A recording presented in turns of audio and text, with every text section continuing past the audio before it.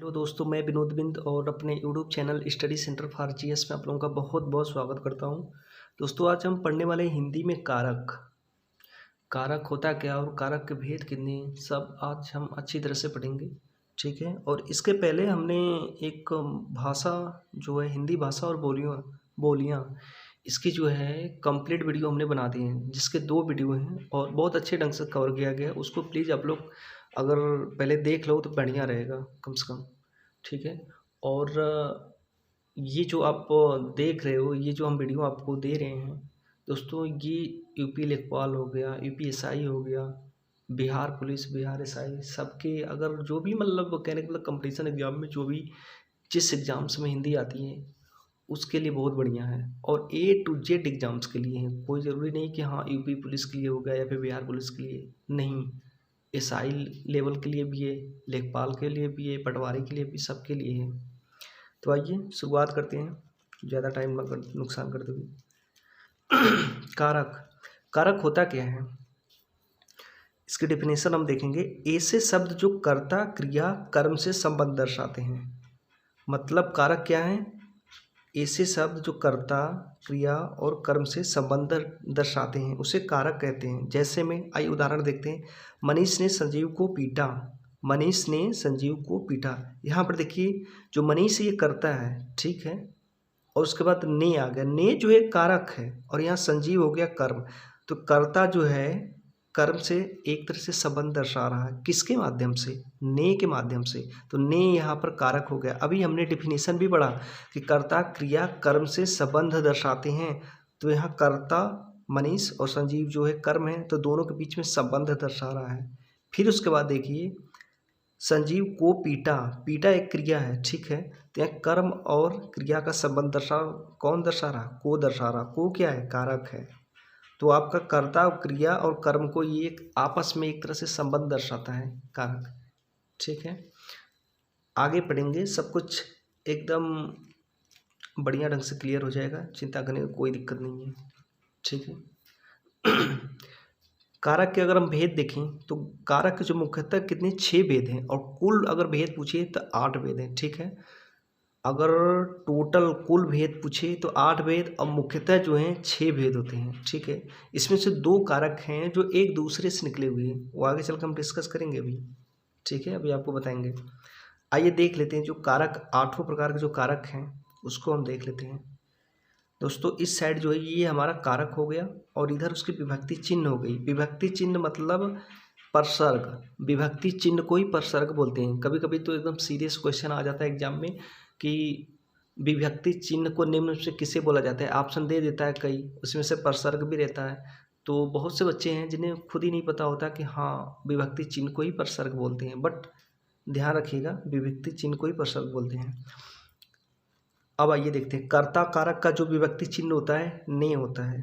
ठीक, कर्म कारक का को, करण कारक का से या फिर के द्वारा, संप्रदान कारक का को के लिए, अपदान कारक का से अलगाव के अर्थ में, संबंध कारक का के की नाने नी रे री, अधिकरण कारक का में पर ऊपर, और संबोधन कारक का हे हो अरे अभी।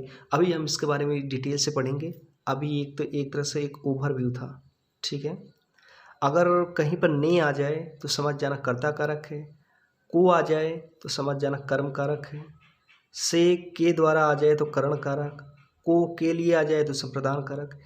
और कोई ज़रूरी नहीं है कि ये सब आए ही आए, अगर इन सब का भाव भी निकले तब भी वो कारक होते हैं। जैसे अगर को है यहाँ पे, अगर उस वाक्य में को नहीं है बट उसका भाव आए तो इसका मतलब वो कर्म कारक है। को का बट भाव आना चाहिए उसमें। और हम 2 कारक जो भी मान रहे थे, जो कि 6 जो होते हैं मुख्यतः, और 8 कुल होते हैं कारक। कारकों की संख्या कुल 8 होती है और मुख्यतः 6 होती है। तो इसमें से 2 कौन से कारक हैं जो मुख्यतः में नहीं जोड़े जाते। तो ये देखिए, संबोधन कारक जो है वो कर्ता कारक से निकला हुआ माना जाता है। जो संबोधन कारक है ये कर्ता कारक से निकला हुआ माना जाता है। उसके बाद जो संबंध कारक है ये संप्रदान कारक से निकला हुआ माना जाता है।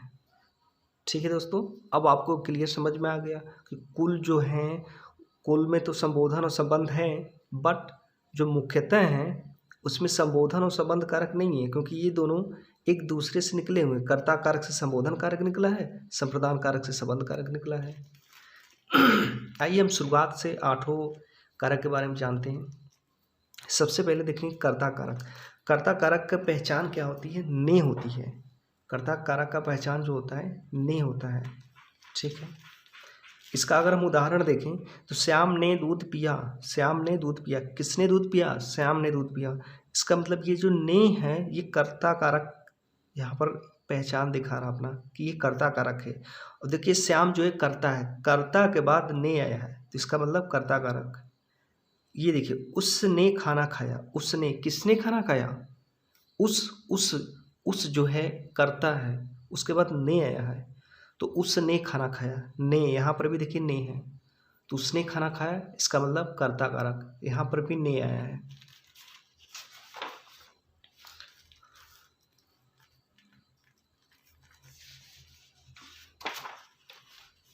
एक मिनट दोस्तों, कर्ता कारक, हाँ कर्म कारक उसके बाद।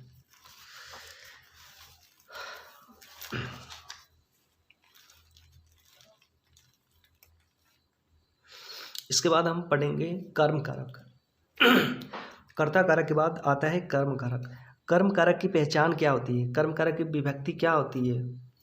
कर्म कारक की परसर्ग क्या होता है? को होता है। अगर कहीं भी को आ जाए वाक्य में या फिर को का भाव आ जाए तो वहाँ कर्म कारक होता है। आइए उदाहरण के माध्यम से हम समझेंगे, सब क्लियर हो जाएगा। देखिए उदाहरण क्या है। विनोद सर ढोलक को बजा रहे थे। विनोद सर ढोलक को बजा रहे थे, किसको बजा रहे थे? को, ढोलक को बजा रहे थे, ठीक है। यहाँ पर देखिए किसको बजा रहे थे? तो ढोलक को बजा रहे थे। अगर हम किसी कर्म का पता करना होगा ना तो हम किसको लगाकर पता करेंगे तो पता चल जाएगा कर्म। तो यहाँ पर किसको बजा रहे थे? तो ढोलक को बजा रहे थे, ठीक है। उसके बाद दूसरा एग्जाम्पल से देखें, सीता फल खाती है। सीता फल खाती है। अगर हम इसमें कर्म पता करें तो हम पूछेंगे, खुद से पूछेंगे किसको खाती है, तो उत्तर मिलेगा फल को खाती है। किसको खाती है? फल को खाती है, मतलब फल को। यहाँ पर देखिए को जो है छिपा हुआ है, को का भाव आ रहा है तो ये कर्म कारक हो गया। फिर उसके बाद देखिए तीसरा उदाहरण के माध्यम से समझेंगे। राम ने रावण को मारा। अब यहाँ पर सबसे बड़ी कन्फ्यूजन वाली बातें आ गई, करे इसमें तो कर्ता कारक भी है कर्म कारक भी है, हम किसे मानेंगे?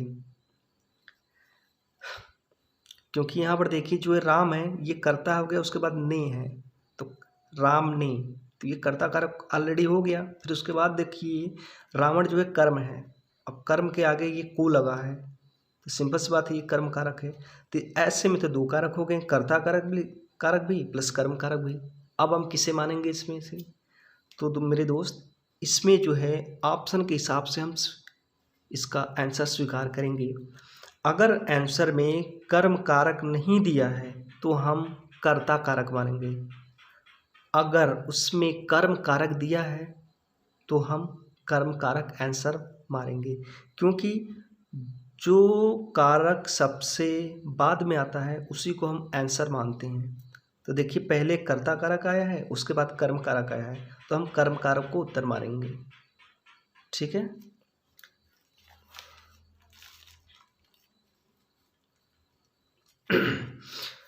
और ये तो ठीक है, बट सबसे ज़रूरी पता है क्या है इसमें?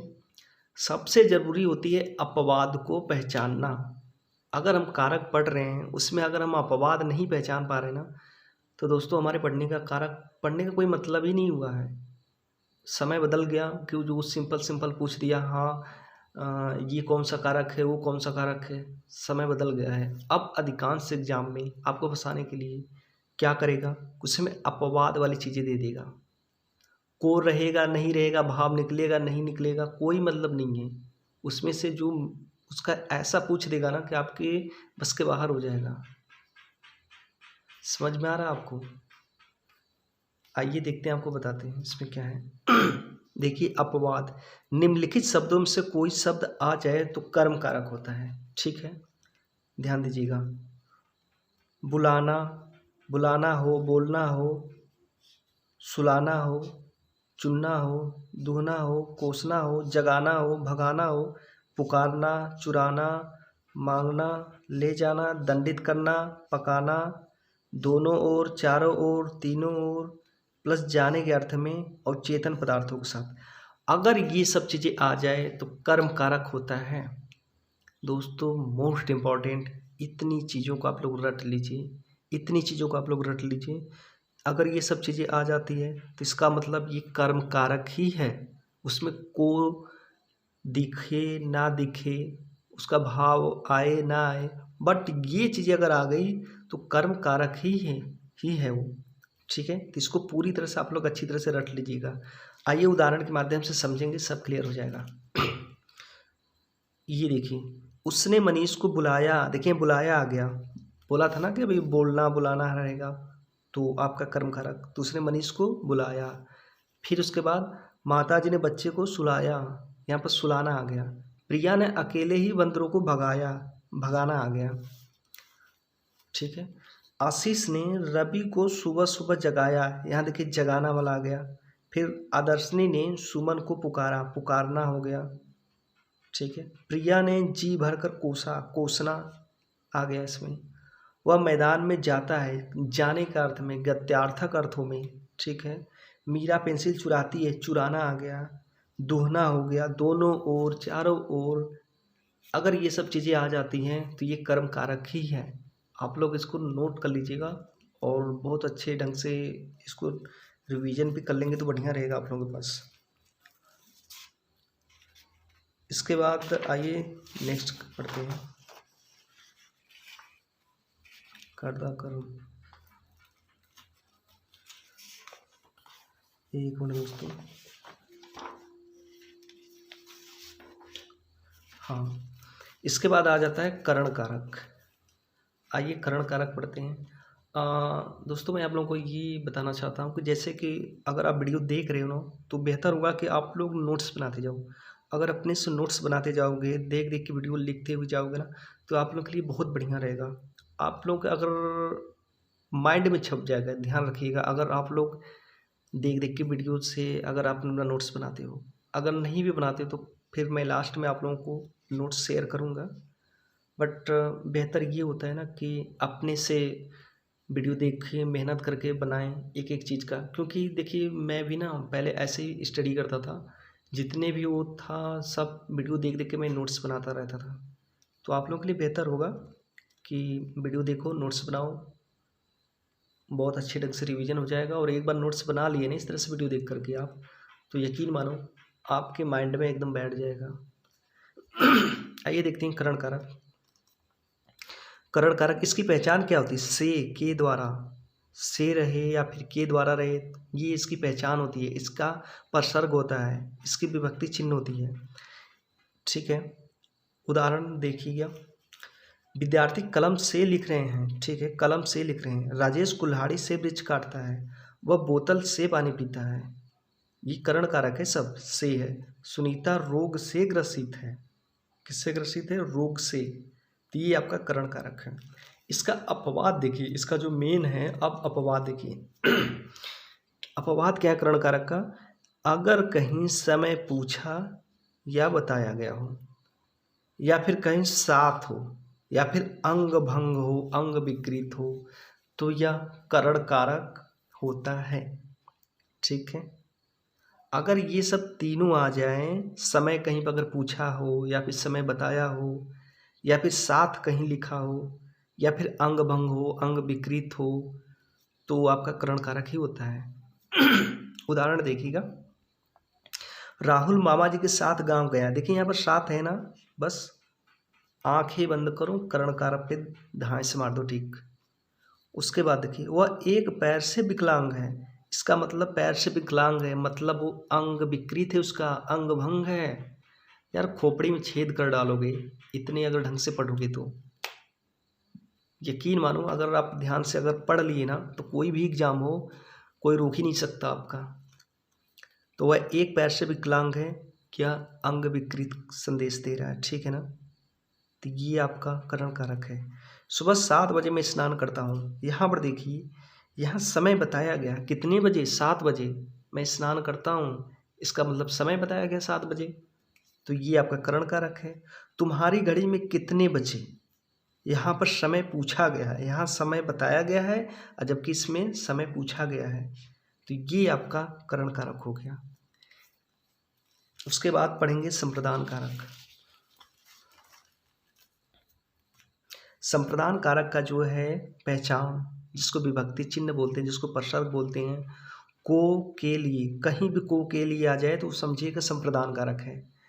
उदाहरण देखिए, संजू पढ़ने स्कूल गया है, यहाँ पर देखिए संजू पढ़ने स्कूल गया है, इसमें जो है को छिपा हुआ है, के लिए छिपा हुआ है, इसमें भाव उत्पन्न हो रहा है। संजू कहाँ गया है, पढ़ने के लिए स्कूल गया है, ठीक है, या फिर संजू पढ़ने को स्कूल गया है। दूसरा उदाहरण देखिएगा, मैं कलम खरीदने बाजार गया था, मैं कलम खरीदने के लिए बाजार गया था, ठीक है दोस्तों, मैं कलम खरीदने के लिए बाजार गया था। वह पैसे कमाने के लिए शहर गया, वह पैसे कमाने के लिए शहर गया। तो उसमें देखिए जो दूसरा वाला उदाहरण हो गया, पहला वाला उदाहरण हो गया, तो इसमें डायरेक्टली तो नहीं दिया है, बट हम उसके सेंस से, हम उसके भाव से पता कर लेंगे कि हाँ ये संप्रदान कारक है।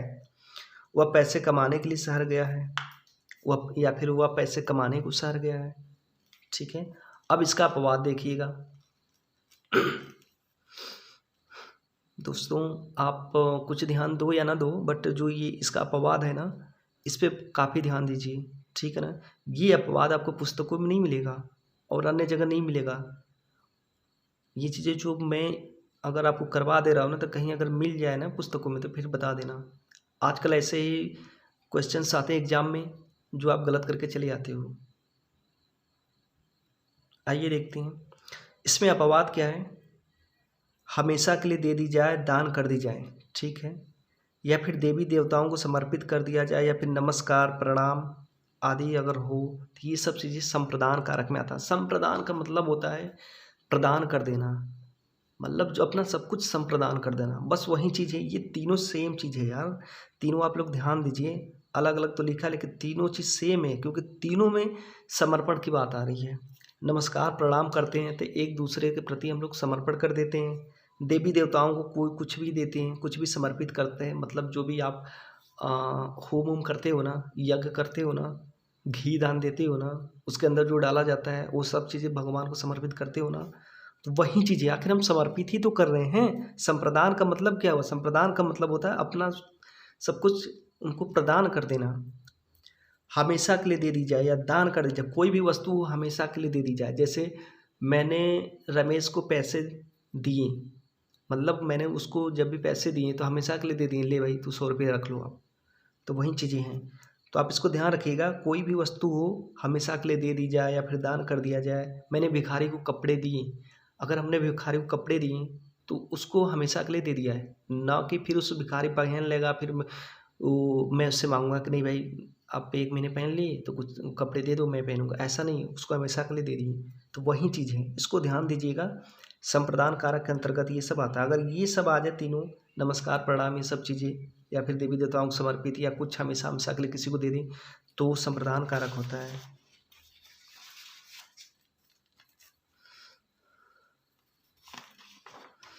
आइए उदाहरण देखते हैं।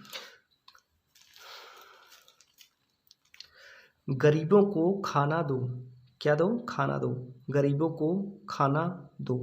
यहाँ पर भी देखिए देने की बात आ गई, हम हमेशा के लिए गरीबों को खाना दे देंगे, ठीक है ना। जो खाना दे देंगे वो जो गरीब है वो खा पी करके अपना ख़त्म कर देगा, ना कि फिर हम उससे उस खाने को लेंगे, नहीं ना। पिताजी को सादर प्रणाम है, जहाँ पर नमस्कार प्रणाम आ जाए वहाँ पर आपका संप्रदान कारक होता है। उसने अपनी घड़ी संजीव को हमेशा के लिए दे दिया, जब कोई वस्तु हमेशा हमेशा के लिए दे दिया जाए वहाँ पर भी संप्रदान कारक होता है। मैंने श्री राम मंदिर निर्माण कार्य में दान दिया, अगर कोई चीज़ दान दे रहे हो तो भी हमेशा हमेशा के लिए दे रहे हो, ठीक है, तो भी संप्रदान कारक। हवन सामग्री देवताओं को समर्पित कर दी गई, देवी देवताओं को जब कोई चीज़ समर्पित कर दिया जाता है तो वो आपका संप्रदान कारक के अंतर्गत होता है। यहाँ पर देखिए क्या लिखा है, जब किसी वाक्य में एक से अधिक कारक, जब किसी वाक्य में एक से अधिक कारक हो तब हम सबसे बाद वाले कारक को सही उत्तर मानेंगे। मतलब वही चीज़ें जो अभी कर्म कारक में आपको समझाया था, सेम चीज़ें। जैसे देखिए उदाहरण देख लीजिए, सोहन फल खरीदने बाजार गया। यहाँ पर देखिए सोहन किसको खरीदने गया? फल को, तो ये तो कर्म कारक यहाँ पर आ गया। उसके बाद खरीदने के लिए बाजार गया, के लिए अर्थात संप्रदान कारक आ गया यहाँ पे। तो अब आपके सामने ये समस्या आ रही है कि हम इसको किसको उत्तर माने। तो मैंने आपको पहले ही बताया था कि जो अंतिम वाला कारक रहेगा हम उसको उत्तर मानेंगे। तो अंतिम वाला कारक जो है संप्रदान कारक है के लिए, तो हम इसको उत्तर संप्रदान कारक मानेंगे। अगर संप्रदान ऑप्शन में नहीं रहेगा तब हम फिर कर्म कारक को आंसर मानेंगे। यहाँ पर भी सेम है, राहुल ने भिखारी को दान दिया। यहाँ पर देखिए राहुल ने मतलब कर्ता कारक है, उसके बाद यहाँ दान दिया, ये भिखारी को कर्म कारक आ गया। फिर यहाँ पर देखिए दान दिया, दान जो है संप्रदान कारक है, ठीक है ना। तो हम इसको उत्तर मारेंगे संप्रदान कारक। इसमें 3 कारक आ गए, कर्ता कारक, कर्म कारक प्लस संप्रदान कारक, तो हम इसका उत्तर संप्रदान कारक मानेंगे। आइए नेक्स्ट देखते हैं अपादान कारक। अपादान कारक जो है इसका भी सेंस जो है से निकलता है, बट हम इसको जो है ना कर्ण कारक से अलग मानेंगे। कर्ण कारक का भी जो है से निकलता है और अपादान कारक का भी से निकलता है, बट जो अपादान कारक में जो से निकलता है ना, ये एक तरह से अलगाव के अर्थ में होता है। वो किसी से बिछड़ता है, जैसे हिमालय से गंगा निकलती है। हिमालय से गंगा तो निकलती है बट उससे अलगाव हो रही है, धीरे धीरे हिमालय से वो दूर जा रही है, वही चीज़ें हैं। इसमें अलगाव का अर्थ दिखाता है। देखिए है ना उदाहरण, हिमालय से गंगा निकलती है, वह छत से गिर पड़ा, मतलब वो छत से अलग हो रहा है, गिर रहा है। तो विनोद सर घर से बाहर निकले, मतलब अगर विनोद सर घर से बाहर निकले हैं तो मतलब घर से वो अलग हो रहे हैं, ठीक है। अब आइए क्या बोले महासंघर्ष वाला अपवाद। अब अपवाद देखिए, इसका जो अपवाद है ना, ध्यान दीजिएगा, इसमें क्या है, जहाँ पर व्यक्तियों या वस्तुओं की तुलना की जाए, जहाँ पर डर हो, कोई चीज़ उत्पन्न हो, या फिर आप लजा रहे हो, शर्मा रहे हो, तो वहाँ पर अपादान कारक होता है, ठीक है। फिर से ध्यान दीजिएगा, जहाँ पर व्यक्तियों या वस्तुओं की तुलना की जाए, जहाँ पर डर दिख रहा हो, जहाँ पर कोई चीज़ उत्पन्न हो रही हो, जहाँ पर लजाना शर्माना वाली सिस्टम आ जाए, वहाँ पर अपादान कारक होता है। उदाहरण देखेंगे सब समझ में आ जाएगा। इधर देखिए अपादान कारक का जो हम उदाहरण देखेंगे, नेहा खुशबू से अधिक सुंदर है। देखिए यहाँ सुंदरता जो है अधिक सुंदर है, एक तरह से कंपेयर कर रहा है, तुलना कर रहा है यहाँ पर। तो अगर तुलना है तो फिर कौन सा कारक है? अपादान कारक है। चंद्रमा पृथ्वी से बहुत दूर है, ठीक है ना। क्या है? चंद्रमा पृथ्वी से बहुत दूर है, यहाँ पर दूरी को दिखा रहा है। क्या दिखा रहा है? दूरी को दिखा रहा है। और उसके बाद चंद्रमा जो है पृथ्वी से बहुत दूर है, मतलब एक तरह से अगर देखें तो इसका अलगाव का भी ये आपका सेंस निकल रहा है, ठीक है ना। फिर देखिए संदीप मास्टर जी से बहुत डरता है। संदीप जो है मास्टर जी से बहुत डरता है, यहाँ पर डर दिखा रहा है। अगर डर दिखाए तो अपादान कारक। उसके बाद रोहन गांव से शहर आया है, यहाँ पर देखिए सीधी सी बात है, अलगाव दिखा रहा है। रोहन गांव से शहर आया है। उसके बाद देखिए मुझे देखकर मेरी सोना लज्जित हो गई। ओहो ये तो बड़ा खतरनाक एग्जाम्पल सा आ गया। मुझे देखकर मेरी सोना लज्जित हो गई, ऐसे कैसे हो सकता है सोना जी? ये तो नया ज़माना है, कैसे लज्जित हो गई आप? तो देखिए यहाँ पर लजाना है, ठीक है ना। यहाँ पर लजाना आ जाए तो इसका मतलब अपादान कारक। संतोष मुझसे बड़े हैं, यहाँ पर तुलना किया गया है, अपादान कारक। बछड़ा गाय से उत्पन्न हुआ है, यहाँ देखिए उत्पन्न आ गया, उत्पन्न होना, तो ये भी अपादान कारक है। दोस्तों वीडियो लंबी तो नहीं हो जा रही है, चलिए 2-4-5 मिनट और बस, थोड़ा सा और है। उसके बाद देखिए संबंध कारक। संबंध कारक की जो पहचान होती है, काके की, नाने नी, रारे री, अगर ये सब चीज़ें आ जाए तो समझ जाइएगा कि संबंध दर्शा रहा है, वो संबंध कारक है। मेरे दादाजी के 4 पुत्र थे, ये उदाहरण है आपका। दादाजी का संबंध किससे दर्शा रहा है? 4 पुत्रों से। उनके कितने पुत्र थे? 4। तो के आ गया इसमें संबंध कारक। यह संजीव की दुकान है, दुकान के संबंध संजीव से दर्शा रहा है। कौन दर्शा रहा? की। तो संबंध कारक आपका हो गया की। अपवाद इसका देख लीजिए, सबसे खतरनाक है। कोई वस्तु किसी को हमेशा के लिए न दिया जाए। अब देखिए, अभी हमने संप्रदान कारक में पढ़ा है कि कोई भी वस्तु किसी को हमेशा के लिए दे दिया जाए, ठीक है, वो संप्रदान कारक हो गया। लेकिन संबंध कारक में कोई वस्तु किसी को हमेशा के लिए न दिया जाए। जैसे उदाहरण के लिए देखिए, मैंने दर्जी को कपड़े दिए। सिंपल सी बात है, अगर आप कपड़े दर्जी को दे रहे हो तो कपड़े सिल के आपको देगा, न कि फिर वो कपड़े हमेशा कल ले करके फिर अपने पहनेगा। ऐसा नहीं है ना। श्याम अपने मित्र को पुस्तकें देता है, श्याम अपने मित्र को पुस्तकें देता है।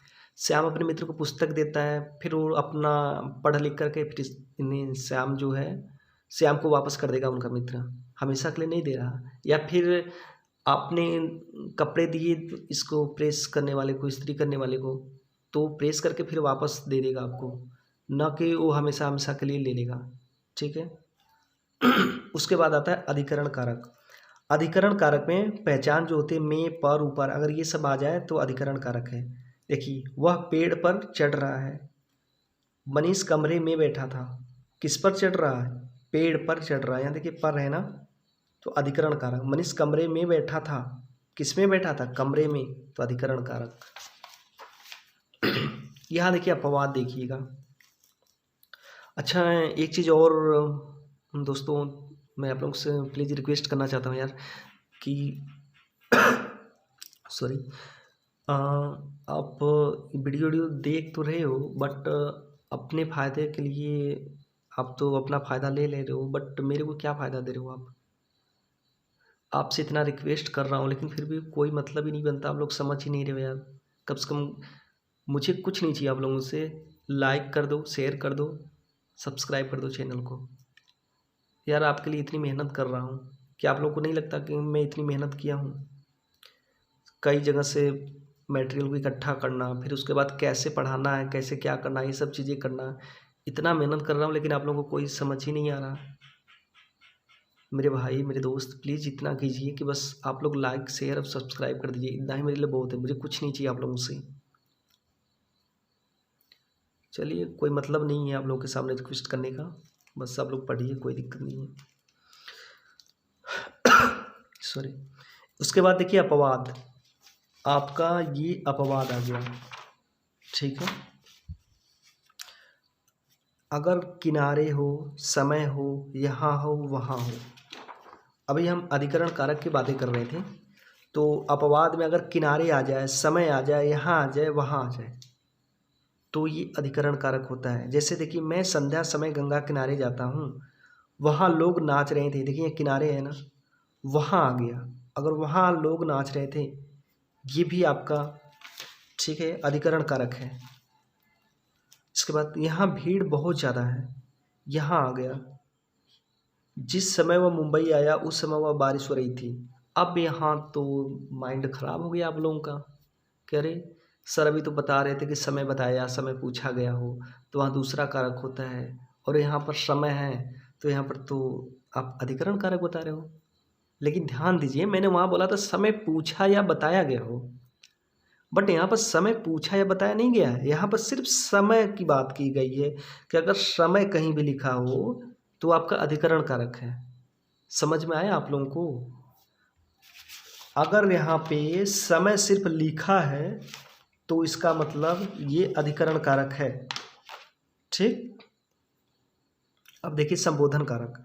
संबोधन कारक सभी लोग जानते हो, हे, हो, अरे, अबे, ये सब चीज़ें आ गई तो संबोधन कारक हो गया। मतलब किसी को संबोधित करना या फिर चेतावनी देना, ध्यान बढ़ाने के लिए ये सब चीज़ें होती है। आइए उदाहरण देखें। हे ईश्वर, उसकी रक्षा करना, हे आ गया। अरे, प्रिया भाग गई, अरे आ गया। ये देखिए, ओ भाई क्या कर रहे हो? यहाँ पर देखिए, एक तरह से आप ध्यान ही बटा रहे हो। अबे तुम कहाँ चले गए थे? यहाँ पर अबे है। तो इस तरह से हमारा ये कारक वाला चैप्टर कंप्लीट हो गया। एक वीडियो में सारी चीज़ों का समावेश कर दिया गया है। तो दोस्तों प्लीज़ आप लोग थोड़ा सा ध्यान देकर इसको पढ़िएगा, और वीडियो अगर अच्छा लगता है तो लाइक कीजिए, शेयर कीजिए, सब्सक्राइब कीजिए, और नेक्स्ट टाइम देखते हैं आप जैसा डिमांड करोगे उसी हिसाब से आपको पढ़ाएंगे। हो सकता है अगर इसके बाद काल पढ़ाएं। चलिए ठीक है, जैसा होगा वैसा उसी हिसाब से किया जाएगा। ठीक है, नमस्कार।